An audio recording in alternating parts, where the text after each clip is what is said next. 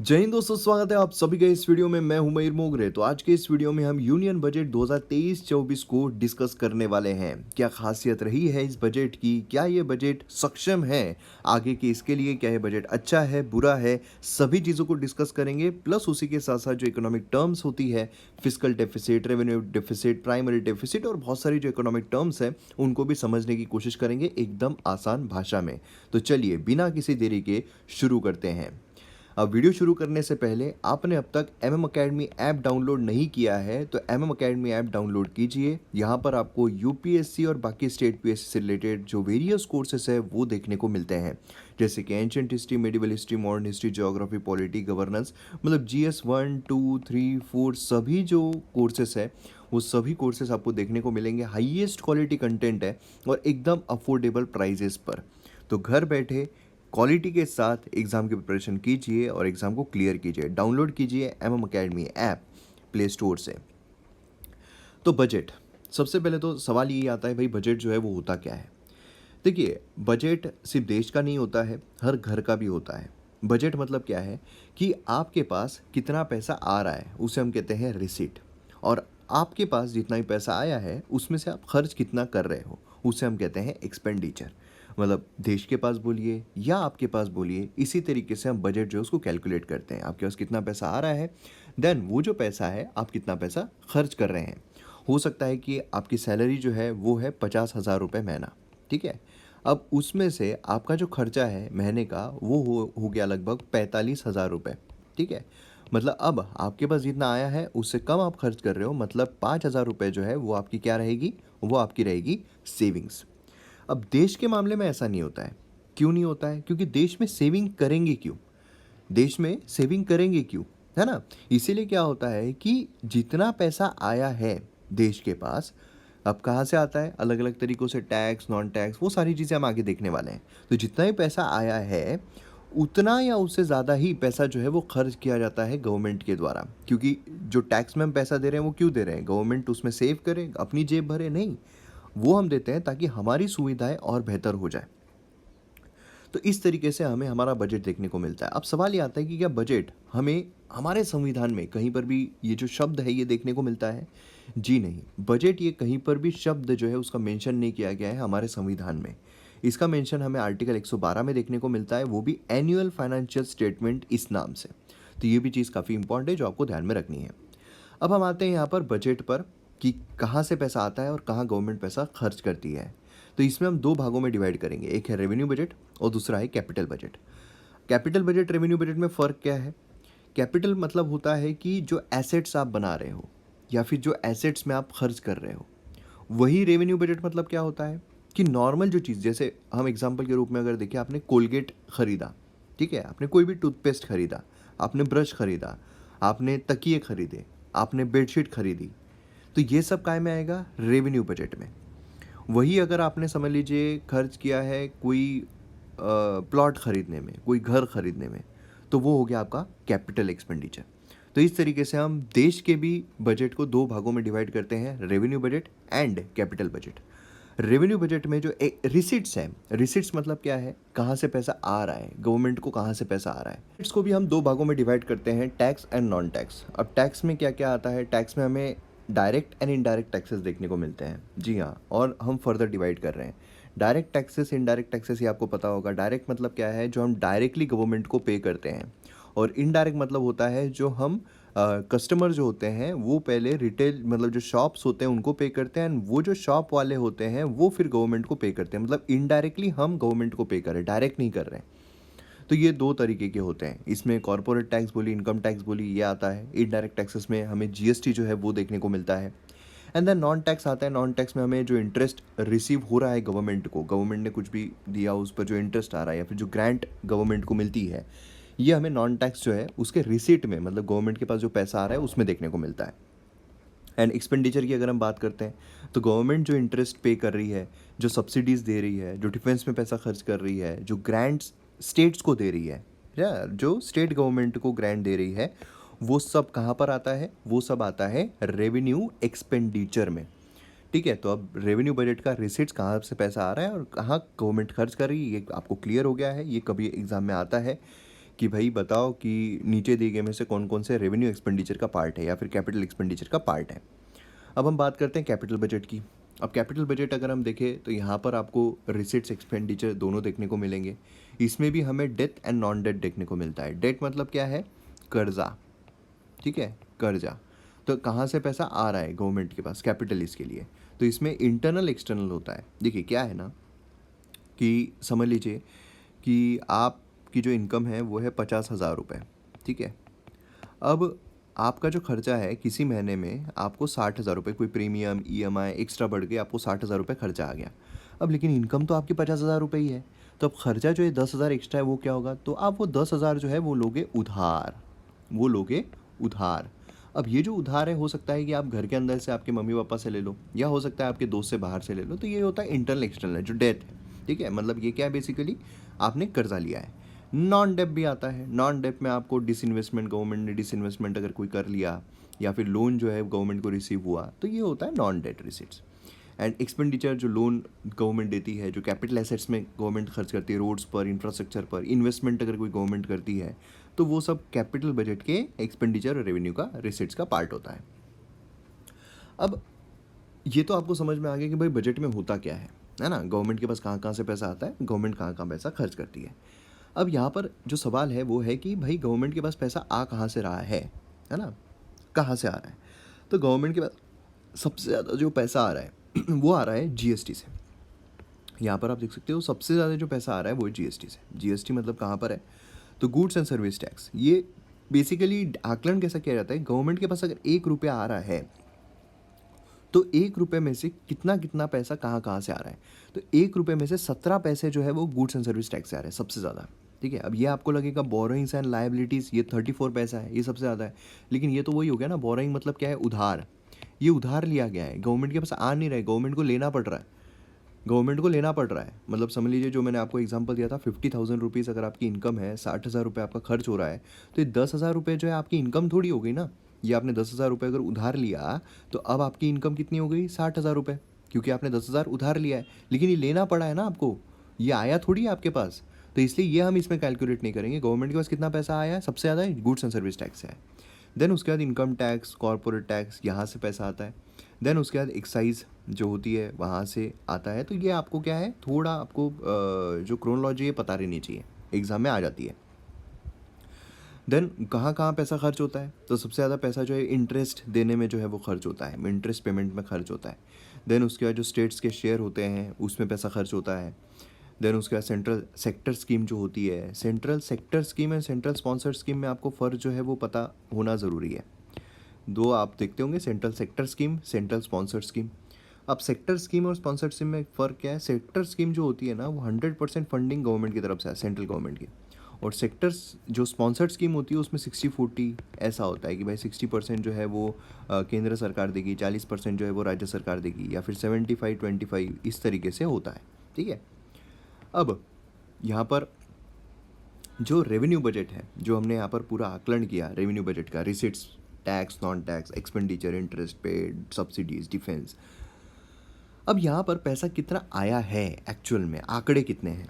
तो यहाँ पर अगर हम आंकड़े देखते हैं कितना पैसा आया रेवेन्यू बजट में गवर्नमेंट के पास, तो वो आया है 26-32-281 करोड़, ठीक है, 26-32-281 करोड़। अब इसमें मतलब ये पूरा अगर हम मिला ले, ये पूरा सब कुछ अगर हम मिला ले, तो इतना पैसा जो है वो गवर्नमेंट के पास आया है। काफ़ी सारा है ना, बहुत ज़्यादा है। अब गवर्नमेंट ने खर्च कितना किया है? गवर्नमेंट ने खर्च किया है 35,2,136 करोड़। आप बोलोगे यार ये कैसे हो गया? मतलब 26-32-281 करोड़ आया है और 35,2,136 करोड़ गवर्नमेंट ने खर्च किया है। इसका मतलब जो डिफरेंस है वो गवर्नमेंट ने क्या किया है? बोरो किया है, उधार लिया है। क्या किया है? उधार लिया है ना। तो ये सारे इसमें इतना पैसा गवर्नमेंट ने खर्च किया और इतना इससे पैसा जो है वो आया है।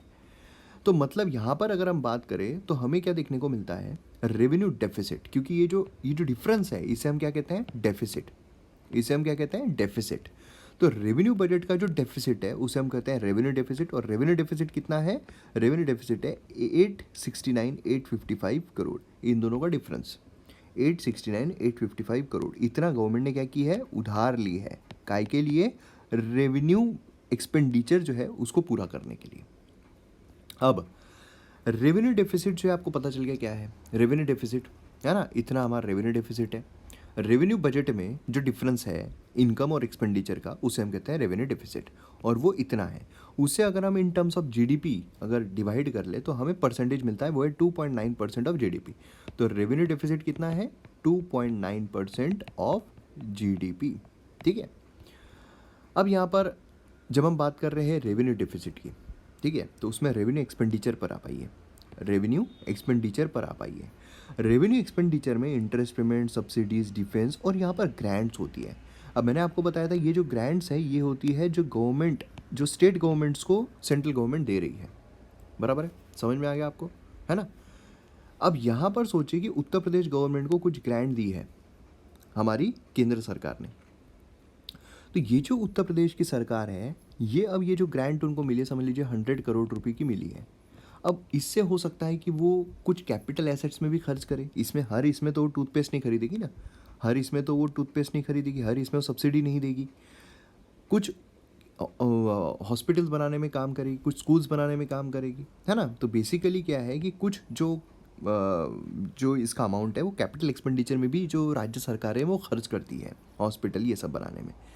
तो अब उसको कैलकुलेट करना, उसे हम कहते हैं इफेक्टिव रेवेन्यू डेफिसिट। तो ये रेवेन्यू डेफिसिट हो गया, ठीक है, revenue deficit in terms of GDP. इसमें से कैपिटल एक्सपेंडिचर अगर हम माइनस कर ले, ठीक है, कैपिटल एक्सपेंडिचर हम माइनस कर ले तो हमें मिलता है effective revenue deficit. Effective revenue deficit जो है हमारा वो कितना है, इतना हमारा देखने को मिलता है 499,867 crore. In terms of GDP अगर हम देखें 1.7% ऑफ जीडीपी देखने को मिलता है। अब ये क्यों इतना इंपॉर्टेंट है, क्योंकि देखिए ऐसा माना जाता है कि जो रेवेन्यू एक्सपेंडिचर है, ठीक है, दो एक्सपेंडिचर होते हैं, रेवेन्यू एक्सपेंडिचर और कैपिटल एक्सपेंडिचर। रेवेन्यू एक्सपेंडिचर जितना कम रहे उतना ज़्यादा बेहतर है, और कैपिटल एक्सपेंडिचर जितना ज़्यादा रहे उतना अच्छा है। अब ऐसा क्यों, रेवेन्यू एक्सपेंडिचर आप घर का समझ लीजिए, आपके घर में आपने राशन में खर्च किया, आपने टूथपेस्ट में खर्च किया, आपने ब्रश में खर्च किया, आपने बेडशीट में खर्च किया, ये सब, ठीक है, इसमें आपने खर्च कर लिया। एंड देन आपने कुछ प्लॉट्स खरीदे, कुछ घर खरीदे, गाड़ियाँ खरीदी, ये सब क्या हो गया, कैपिटल एक्सपेंडिचर हो गया। तो अब आपने जो प्लॉट खरीदे उसकी वैल्यू तो इंक्रीज़ हो रही है ना, तो मतलब जितना आप यहाँ पर ये वाले इसमें खर्च करोगे उतना आपके लिए बेहतर रहेगा, और इसमें जितना खर्च करोगे वो तो वेस्ट ऑफ मनी है। तो उसी तरीके से सरकार का भी क्या होता है, रेवेन्यू एक्सपेंडिचर जितना कम रहे उतना बेहतर है, और कैपिटल एक्सपेंडिचर में करेगी मतलब क्या है, रोड बनेंगे, इंफ्रास्ट्रक्चर बनेगा, मतलब ज़्यादा लोगों को अपॉर्चुनिटी मिलेगी, इकोनॉमिक अपॉर्चुनिटी मिलेगी, रोज़गार मिलेगा, तो ये ज़्यादा बेहतर रहेगा सभी के लिए। समझ में आ रहा है आपको, तो ये ज़्यादा अच्छा होता है। तो इफेक्टिव रेवेन्यू डिफिसिट जो है वो जितना कम रहे उतना बेहतर है। तो 1.7% हमें एट प्रेजेंट जो है वो देखने को मिल रहा है। कैपिटल बजट की अगर हम बात करते हैं, रिसीट्स कितना है, 18,70,816 करोड़, एंड वही एक्सपेंडिचर 10,961 करोड़। यहाँ समझ रहे हो आप, समझ रहे हो, है ना, जितना आया है ना, और जितना खर्च हो रहा है, ये यहाँ पर आप समझ लीजिए। अब अगर हम यहाँ पर बात करते हैं बजट डेफिसिट की, टोटल बजट डेफिसिट कितना होगा, टोटल रिसीट्स कितने आए हैं गवर्नमेंट के पास, 45,03,097 करोड़, और टोटल एक्सपेंडिचर कितना हुआ है, 45,03,097 करोड़। मतलब टोटल बजट डेफिसिट कितना है, तो ज़ीरो, क्योंकि गवर्नमेंट के पास जितना पैसा आया है उतना ही गवर्नमेंट ने खर्च किया है। अब आपका दिमाग है वो यहाँ पर होना चाहिए ठन ठन ठन ठन ठन ठन। क्यों ठन ठन ठन ठन होना चाहिए, क्योंकि आप बोलोगे कि जो इनकम है वो तो 50,000 ही थी, और गवर्नमेंट का जो एक्सपेंडिचर है वो तो 60,000 था। तो यहाँ पर 60,000 इनकम कैसे और 60,000 एक्सपेंडिचर कैसे हो गया भाई साहब, ये जादू कैसा हो गया कि टोटल रिसीट्स और टोटल एक्सपेंडिचर खर्च हो गया, आमदनी 98 खर्चा रुपया था। तो यहाँ पर बजट डेफिसिट जो है वो ज़ीरो कैसे हो गया, क्योंकि यहाँ जो रिसीट्स है इसमें हम गवर्नमेंट का उधार जो लिया हुआ है वो भी तो गिन रहे हैं। एक्चुअल में जो इनकम है गवर्नमेंट की, एक्चुअल में जो इनकम है वो तो 27,16,281 करोड़ ही है, ठीक है। लेकिन मैंने आपको बताया था कैपिटल बजट में जो डेथ है वो कहाँ आ रहा है, रिसीट्स में आ रहा है, उधार जो लिया हुआ है, उधार कितना लिया है, बाकी बचा हुआ 17,86,816 करोड़, ये उधार लिया हुआ है। और इसीलिए यहाँ पर आमदनी 98 और खर्चा रुपया हो रहा है, तो यहाँ पर उधार लेना पड़ रहा है, और जो उधार लेना पड़ रहा है, ये जो उधार लेना पड़ रहा है इसे हम कहते हैं फिस्कल डेफिसिट। इसे हम क्या कहते हैं, फिस्कल डेफिसिट, जो है 17,86,816 करोड़ का, तो physical deficit in terms of GDP 5.9% of GDP जो है वो चला गया है। अब ये उधार आपके लिए अच्छा है या बुरा है? आपके घर पे जितना कम उधार लोगे उतना अच्छा है, उसी तरीके से देश का भी है, जितना कम उधार रहेगा उतना ज़्यादा बेहतर होता है। ठीक है, अब physical deficit minus interest payment जो भी होता है वो कर लिया, प्राइमरी डेफिसिट हमें देखने को मिलता है जो कि 2.3% ऑफ जीडीपी एट प्रेजेंट है। तो ये हमारे की नंबर्स हैं। तो रेवेन्यू रिसिट्स जो हमने देखा है वो इतना है, ठीक है, एंड कैपिटल रिसिट्स इतना है, टोटल रिसिट्स अगर हम देखते हैं तो इतना हमें देखने को मिलता है। टोटल एक्सपेंडिचर सेम रहेगा, क्यों? क्योंकि इसमें उधार जो है वो भी काउंट किया हुआ है। अब कितना उधार लिया हुआ है इसके लिए हमें फिजिकल डेफिसिट देखने को मिलता है, वो है 1786,816। इफेक्टिव रेवेन्यू ये हमारा इतना हमें देखने को मिलता है। वही अगर हम परसेंटेज वाइज देखते हैं तो ट्रेंड इंपॉर्टेंट है, क्योंकि ट्रेंड कैसा रहा है वो पूछा जाता है कि भाई डिक्लाइन हुआ है, बढ़ा है, कम हुआ है। तो यहाँ पर फिजिकल डेफिसिट की अगर हम बात करें, क्योंकि ये जो टाइम पीरियड था ये कोरोना का भी था, इस वजह से थोड़ा इंक्रीज़ कर दिया गया था, अभी डिक्रीज़ हुआ है, मतलब उधार हमने यहाँ पर कम लिया है। रेवेन्यू डेफिसिट, प्राइमरी डेफिसिट अगर हम देखते हैं तो वो भी यहाँ पर डिक्लाइनिंग ट्रेंड पर हमें देखने को मिले, जो कि एक अच्छी बात है हमारे देश के लिए। कुछ सोर्सेस हैं डेफिसिट फाइल, मतलब जो उधार लिया हुआ है वो कहाँ से लिया हुआ है। उधार जो है वो हमें देखने को मिलता है सबसे ज़्यादा सिक्योरिटीज़ अगेंस्ट स्मॉल सेविंग, मतलब यहाँ पे भी ऐसा नहीं है कि गवर्नमेंट ने बोला कि भाई हमको दे दो हम तुमको वापस, यहाँ पर भी सिक्योरिटीज़ जो उसके मामले में लिया हुआ है। एक्सटर्नल डेब्ट जो है वो काफ़ी कम है, या फिर कैश बैलेंस आप देख सकते हो काफ़ी कम यहाँ पर हमें देखने को मिल रहा है, जो कि एक अच्छी बात है। ठीक है, तो ये एक चीज़ अच्छी हो जाती है यहाँ पर। देन सेंट्रल गवर्नमेंट के जो एक्सपेंडिचर है कहाँ कहाँ पर, ये भी आपको क्रोनोलॉजी में अक्सर आ जाता है। तो यहाँ पर इंटरेस्ट जो किए गए हैं, ट्रांसपोर्ट डिफेंस में इतना खर्च हुआ है, सब्सिडीज़ में इतना हुआ है ना, हेल्थ पर कितना हुआ है, तो ये बाकी आप देख सकते हो कहाँ पर कितना कितना गवर्नमेंट ने खर्च की है। एंड जो स्टेट्स और यूनियन टेरिटरीज को स्टेट्स ने ट्रांसफ़र की है तो उसमें भी एलोकेशन इंक्रीज़ हुआ है, मतलब स्टेट्स को यहाँ पर ज़्यादा पैसा मिला है, तो स्टेट्स को ज़्यादा पैसा मिला है तो स्टेट्स ज़्यादा सक्षम होंगे काम करने के लिए, है ना। तो ये चीज़ यहाँ पर देखने को मिलती है। अब टैक्स रिसिट्स में भी यहाँ पर आपको देखने को मिलेगा डायरेक्ट टैक्सेस जो उसमें भी अच्छा खासा हमें देखने को मिला है। इनडायरेक्ट टैक्सेस भी अगर हम देखें तो अच्छा खासा ही हमें देखने को मिल रहा है, हालांकि थोड़ा डिक्लाइनिंग ट्रेंड पर रहा है कुछ साल पहले के, लेकिन इस तरीके का हो रहा है। ग्रॉस टैक्स जो है वो भी अच्छा खासा हमें देखने को मिल रहा है। अब ये टोटल हमारी जो इंडियन इकोनॉमी है उसका एक स्नैपशॉट है। तो फिजिकल डेफिसिट आप देख सकते हो किस तरीके से आया है। इन्फ्लेशन यहाँ पर, तो इन्फ्लेशन का मेन और फॉरेन एक्सचेंज रिजर्व हमारा थोड़ा डिक्लाइन हुआ है।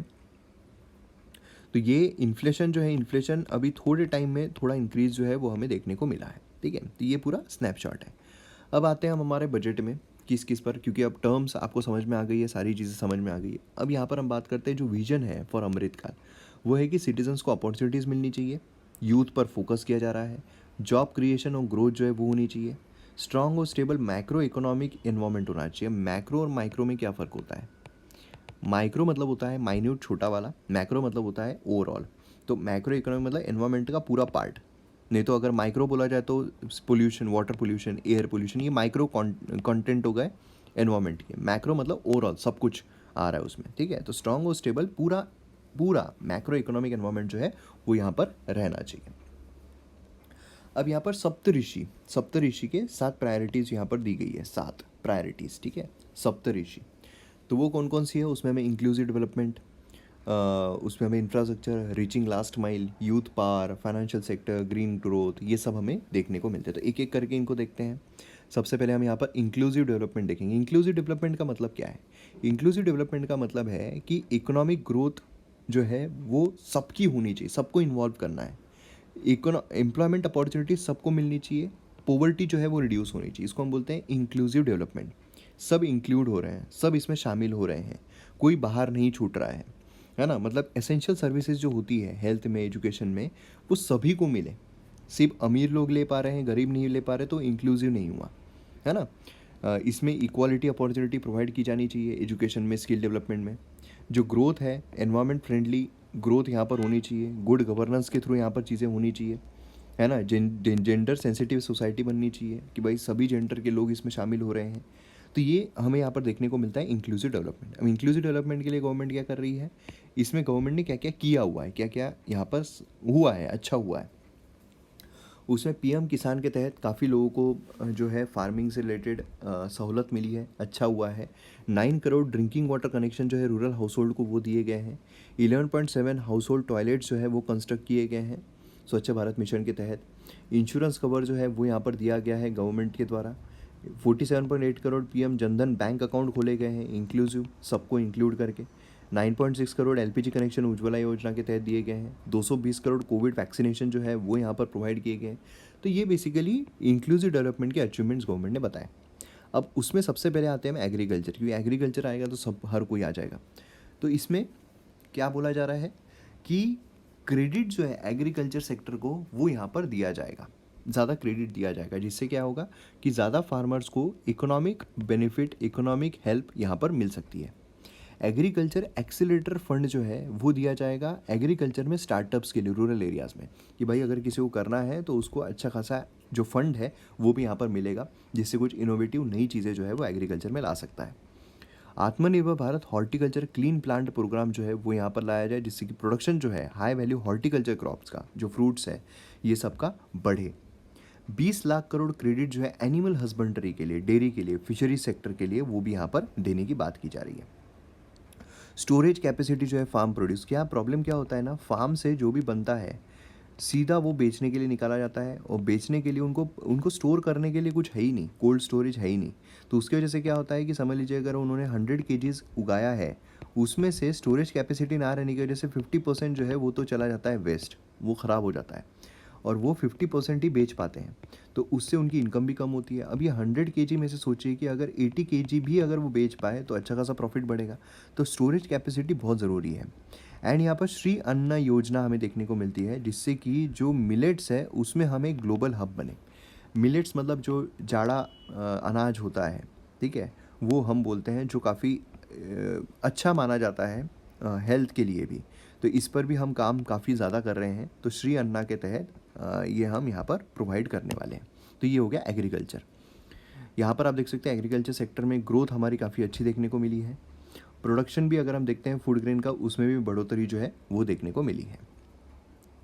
देन अफोर्डेबल हेल्थ, एग्रीकल्चर से अब हम जाते हैं हेल्थ और एजुकेशन पर। हेल्थ की अगर हम बात करते हैं, हेल्थ और एजुकेशन पर खर्च कितना किया है, तो इंक्रीज़ हमें देखने को मिल रहा है हेल्थ और एजुकेशन में, है ना। गवर्नमेंट का जो एक्सपेंडिचर है उसमें इंक्रीज़ हमें देखने को मिल रहा है। अफोर्डेबल हेल्थ की अगर हम बात करते हैं तो health expenditure 2.1% of GDP. Then sickle cell anaemia elimination mission जो है वो लॉन्च किया जाएगा। सिकल सेल आपको पता है ना, ये क्या होता है, छोटे हो जाते हैं हमारे इस तरीके से। 157 न्यू नर्सिंग कॉलेजेस जो है वो स्टैब्लिश किए जाएंगे। Joint public and private medical research जो है उनको इनकरेज किया जाएगा। एंड नए प्रोग्राम जो है वो लाए जाएंगे फार्मास्यूटिकल्स के लिए, वो यहाँ पर लॉन्च किए जाएंगे। अगर हम एजुकेशन की बात करते हैं तो एजुकेशन में भी पैसा बढ़ाया गया है। टीचर्स की ट्रेनिंग पर पैसा खर्च किया जाएगा। नेशनल डिजिटल लाइब्रेरी जो है वो सेटअप की जाएगी। जो स्टेट्स हैं उनको इनकरेज किया जाएगा। फिजिकल लाइब्रेरी जो है पंचायत और वार्ड लेवल पर किया जाए, जिससे कि ग्रामीण जो क्षेत्र के बच्चे हैं उनको भी यहाँ पर पढ़ने का अवसर मिले। एंड कौशल विकास योजना जो है वो लॉन्च की जाएगी स्किल्स के लिए, जिससे स्किल जो है वो मिलना यहाँ पर ज़रूरी है। तो ये हो गया हमारा इंक्लूसिव डेवलपमेंट का। अब नेक्स्ट हम यहाँ पर आते हैं reaching last mile. Last mile तक पहुँचने के लिए हमें यहाँ पर प्रधानमंत्री डेवलपमेंट मिशन जो है, PVTG मिशन जो है वो यहाँ पर देखने को मिल रहा है। PVTG मतलब क्या है, पर्टिकुलरली वल्नरेबल ट्राइबल ग्रुप, ठीक है। तो उनके लिए यहाँ पर मिशन लॉन्च किया जा रहा है। फाइनेंशियल असिस्टेंस जो है माइक्रो इरिगेशन के लिए ड्रॉट प्रोन रीजन जो कर्नाटका है वहाँ के लिए दिया जाएगा। टीचर्स एकलव्य मॉडल जो रेसिडेंशियल स्कूल है उसके लिए दिए जाएंगे। फ्री फूड ग्रेन जो है अंत्योदय प्रायोरिटी हाउस 1 ईयर के लिए दिया जाएगा। एंड भारत श्री जो है लॉन्च किया जाएगा डिजिटल एंशेंट इंस्क्रिप्शन के लिए। और आवास योजना के तहत यहाँ पर एनहांस किया गया है आउटले 66% से। तो ये चीज़ें हमें यहाँ पर देखने को मिलती है। और ये कुछ नया नहीं है, मतलब सारी स्कीम्स पुरानी है, इसलिए मैं यहाँ पर आपको एक्सप्लेन नहीं कर रहा हूँ, क्योंकि सारी स्कीम्स हमने ऑलरेडी यहाँ पर डिस्कस की हुई है। तो ये भी हमारा लास्ट माइल कनेक्टिविटी हो गया। देन इंफ्रास्ट्रक्चर एंड इन्वेस्टमेंट पर हम आते हैं। इंफ्रास्ट्रक्चर इन्वेस्टमेंट देखिए यहाँ पर क्या है कि इन्वेस्टमेंट बूस्ट होगा, इंफ्रास्ट्रक्चर बूस्ट होगा तो अपने आप यहाँ पर एम्प्लॉयमेंट बढ़ेगा, क्योंकि लोगों को रोज़गार मिलेगा और हमारी ग्रोथ होगी। तो इसमें क्या होगा, कैपिटल इन्वेस्टमेंट इंक्रीज़ करना 33% to 10 lakh crore. Continuation of 50 year interest free loan state governments को, जिससे कि इंफ्रास्ट्रक्चर इन्वेस्टमेंट वो कर सके, मतलब जो गवर्नमेंट को ग्रांट दी जा रही है राज्य सरकार को कैपिटल एक्सपेंडिचर में खर्च करें। हाईएस्ट एवर कैपिटल आउटले जो है रेलवे के लिए वो दिया जा रहा है। 100 ट्रांसपोर्ट इंफ्रास्ट्रक्चर प्रोजेक्ट जो है वो यहाँ पर देखे जाएंगे। Urban infrastructure tier 2 tier 3 cities के लिए किया जाएगा। देन उसके बाद हम आते हैं यहाँ पर पोटेंशियल, अनलीशिंग द पोटेंशियल। अब यहाँ पर है कि एक गवर्नेंस, गुड गवर्नेंस में क्या क्या किया जाएगा। तो AI, यहाँ पर आर्टिफिशियल इंटेलिजेंस लाया जाएगा एग्रीकल्चर में, हेल्थ में, सस्टेनेबल सिटीज़ जो है वो बनाने के लिए, क्योंकि आर्टिफिशियल इंटेलिजेंस मतलब क्या है कि सारी चीज़ें जो है कंप्यूटराइज्ड होगी, जिससे कि फास्ट चीज़ें होगी, है ना। मैनुअल होती है तो उसमें टाइम लगता है, फास्ट होगा ही।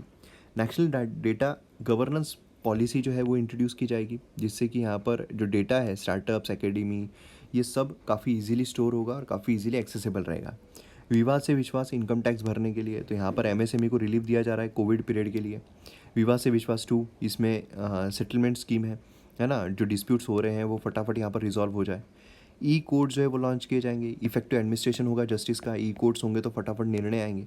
एंटिटी डिजी लॉकर, जिससे कि क्या है कि आपको स्टोरेज करने में, मतलब फिजिकल आपको डॉक्यूमेंट्स नहीं रखने होंगे।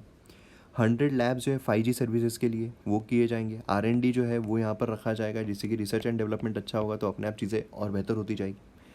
देन हम आते हैं यहाँ पर ग्रीन ग्रोथ पर। ग्रीन ग्रोथ में PM प्रणाम ये लॉन्च किया जा रहा है। यहाँ पर जो अल्टरनेटिव फर्टिलाइजर्स है उनका यूजेज यहाँ पर बढ़ाया जाएगा। एंड यहाँ पर जो मिष्टी है ये यहाँ पर दिया जाएगा मैनग्रोव प्लांटेशन के लिए। तो ये काफ़ी इंपॉर्टेंट है, काय के लिए? मैनग्रोव प्लांटेशन के लिए, ठीक है। अमृत धरोहर ये इम्प्लीमेंट किया जाएगा वेटलैंड्स के लिए। तो ये चीज़ें हमें देखने को। गोवर्धन, ये आपको पता ही है, स्कीम जो है वो भी प्रमोट की गई है बैटरी एनर्जी प्रमोशन के लिए, कोस्टल शिपिंग के लिए। ये सारी पहली की जो चीज़ें हैं वो यहाँ पर बताई गई है। देन यहाँ पर हम आते हैं फाइनेंशियल सेक्टर पर। फाइनेंशियल सेक्टर अगर हम देखते हैं तो फिस्कल मैनेजमेंट, सबसे पहले तो 50 ईयर इंटरेस्ट फ्री लोन जो है स्टेट्स को दिया जाएगा। Fiscal deficit of 3.5% allowed to the state, ये अलाउ किया जाएगा कि भाई इतना तुम उधार जो है वो ले सकते हो, ठीक है।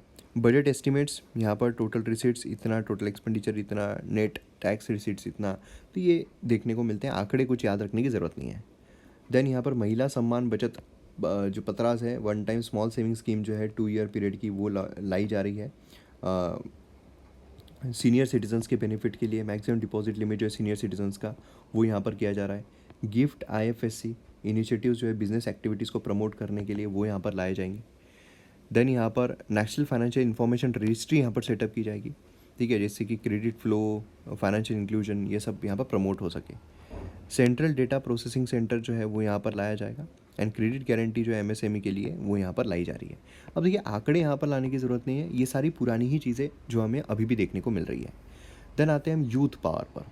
अब यूथ पावर की जब हम बात करते हैं तो उसमें अमृत पीढ़ी, ठीक है, अमृत पीढ़ी, यहाँ पर बेसिकली क्या है कि स्टाइपेंड सपोर्ट प्रोवाइड किया जाएगा 3 ईयर्स के लिए। अप्रेंटिसशिप प्रोग्राम रहेगा जिससे कि उनको स्किल जो है वो यहाँ पर प्राप्त हो। टूरिज़्म बूस्ट किया जाएगा, 50 डेस्टिनेशन सिलेक्ट किए जाएंगे और कंप्लीट पैकेज जो है डोमेस्टिक और फॉरेन टूरिस्ट को दिया जाएगा। यूनिटी मॉल जो है स्टेट कैपेसिटी में वो यहाँ पर दिया जाएगा। देन उसके बाद यहाँ पर प्रधानमंत्री कौशल विकास योजना, लोगों को स्किल प्रोवाइड की जाएगी। स्किल इंडिया डिजिटल प्लेटफॉर्म है ना, ये स्किल जो है वो प्रोवाइड किए जाएंगे। तो ये सारी चीज़ें हमें देखने को मिलती है और ये सब एक बार रिवाइज आप ज़रूर कर लीजिए कि क्या क्या इसमें लिया गया है। अब देखिए टैक्स प्रपोजल जो है उसमें भी काफ़ी सारी चीज़ें हमें देखने को मिल रही है, जैसे कि यहाँ पर हायर एक्सपोर्ट्स किए जाएंगे, डोमेस्टिक मैन्युफैक्चरिंग को बढ़ाया जाएगा, है ना। जो हमारी इकोनॉमी है उसमें यहाँ पर वैल्यू जो है उसको ऐड किया जाएगा। ग्रीन एनर्जी एंड मोबिलिटी लाई जाएगी। इससे क्या होगा, इससे यहाँ पर जो कस्टम ड्यूटी है उसमें भी चेंज लाया जा रहा है, जिससे कि एक्सपोर्ट को हम प्रमोट कर सके। एक्सपोर्ट को प्रमोट करेंगे तो हमारे पास ज़्यादा पैसा आएगा, है ना। तो इससे क्या होगा, इससे जो इम्पोर्ट्स हैं उसमें थोड़े महंगे चीज़ें हमें देखने को मिलेगी। तो ये चीज़ें यहाँ पर देखने को मिल रही है। उसी के साथ साथ यहाँ पर डायरेक्ट टैक्सेस प्रपोजल में भी काफ़ी सारी चेंजेस हमें देखने को मिल रहे हैं। स्पेसिफिकली अगर हम देखते हैं पर्सनल इनकम टैक्स में, तो 7 लाख तक, अगर आपकी इनकम 7 लाख तक है तो कोई भी टैक्स आपको नहीं पड़ेगा, है ना। और बाकी अगर आपकी 7 लाख से ज़्यादा है तो इस तरीके से आपको यहाँ पर ये मिलेगा, जो हम ये बोलते हैं स्लैब्स है, वो इस तरीके से हमें देखने को मिलेंगे। तो बेसिकली इसका फ़र्क क्या पड़ेगा ये मैं आपको बताता हूँ। जो टैक्स स्ट्रक्चर है गवर्नमेंट ने वो यहाँ पर चेंज किया है और 7 लाख रुपए तक अगर आपकी इनकम है तो आपको कोई भी टैक्स नहीं देना पड़ेगा। और अगर 7 लाख से ऊपर है तो अलग अलग स्लैब जो है वो गिराए गए हैं। जैसे 3 से 6 लाख तक आपको 5% टैक्स देना है, 6 से 9 लाख तक 10% देना है, 9 से 12 लाख तक 15% देना है, 12 से 15 लाख तक 20% देना है, है और 15 लाख से ऊपर आपको 30% टैक्स जो है वो पे करना है। अब आपको लगेगा कि इससे बेनिफिट जो है वो कितना होगा, क्या मिडिल क्लास को कोई बेनिफिट इससे मिलने वाला है? तो देखिए, एक एग्जांपल के थ्रू मैं आपको बताता हूं कि अगर आपकी इनकम 15 लाख रुपए है तो पहले आपको 1,87,500 रुपीज जो है वो पे करने पड़ते थे, लेकिन अब आपको 1.5 लाख रुपए पे करना पड़ेगा। मतलब समझ लीजिए आपको 37,000 का यहाँ पर बेनिफिट जो है वो मिलता है। हाँ, लेकिन इसमें आपको जो डिडक्शन है वो नहीं मिलते हैं। उसी के साथ साथ जो सरचार्जेस है उसको भी यहाँ पर रिड्यूस किया जा रहा है। Above 5 crore to be reduce from 37% to 25%। अब सरचार्ज जो होता है वो क्या है, सर के ऊपर जो चार्ज लगाया जा रहा है ना, जो एक्स्ट्रा जो टैक्स के ऊपर चार्ज लगाया जा रहा है, तो वो भी अब यहाँ पर 37% 25%। मतलब अब क्या है, समझ लीजिए आपके अगर 100 रुपये बच रहे थे तो अब यहाँ पर 110 रुपये बचेंगे क्योंकि कम टैक्स आपका जा रहा है। तो ये भी चीज़ हमें देखने को मिल रही है। टैक्स एग्जम्पशन लिमिट जो है 25 लाख ऑन लीव, ये सारी retirement, non government salaried employed, ये सारी चीज़ें भी हमें यहाँ पर देखने को मिल रही है। अब यहाँ पर कुछ एलोकेशन है। मिनिस्ट्री ऑफ डिफेंस को 5.94 लाख करोड़ जो है वो दिया गया है, रोड ट्रांसपोर्ट को 2.7। तो ये आप मिनिस्ट्रीज जो है वो एक बार देख सकते हो सकता है group C group D exam में आपको फैक्चुअल जो है वो पूछ लिया जाए।